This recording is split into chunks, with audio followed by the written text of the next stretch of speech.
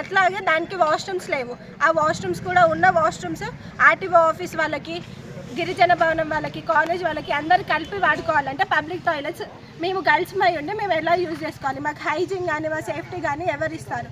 దానికి ఎటువంటి electricity supply లేదు, వాటర్ సప్లై లేదు, దానికంటే సెక్యూరిటీ లేదు, ఒక ఫెన్సింగ్ కూడా లేదు. దానికి ఎటువంటి సెక్యూరిటీ లేనిది మమ్మల్ని ఇప్పుడు అందులో ఉండి మా క్లాసెస్ చేసుకోమంటే మేము ఎలా చేసుకోవాలి? మాకు అక్కడ సెక్యూరిటీ లేదు, మాకు ఎటువంటి ఫెసిలిటీస్ లేవు. మాకు రేపటి నుండి ప్రాక్టికల్ ఎగ్జామ్స్ ఉన్నాయి. మా ప్రాక్టికల్ ఎగ్జామ్స్ని మేము ఎలా కండక్ట్ చేసుకోవాలి, ఎక్కడ కండక్ట్ చేసుకోవాలి?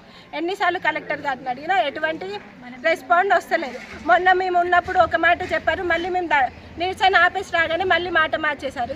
ఇట్లా చేస్తే ఎవరు రెస్పాన్సిబిలిటీ? మాకు మా ప్రాబ్లమ్స్ ఎలా సాల్వ్ కావాలి? దానికోసం మేము మా కాలేజ్లోనే ధర్నా చేస్తున్నాం. మాకంటూ మా బిల్డింగ్ కావాలి, మాకంటూ సపరేట్ బిల్డింగ్, అన్ని ఫెసిలిటీస్ పెట్టి సపరేట్ బిల్డింగ్ అయినా ఇవ్వండి, లేకపోతే మాకంటూ మాకు కట్టిన మా బిల్డింగ్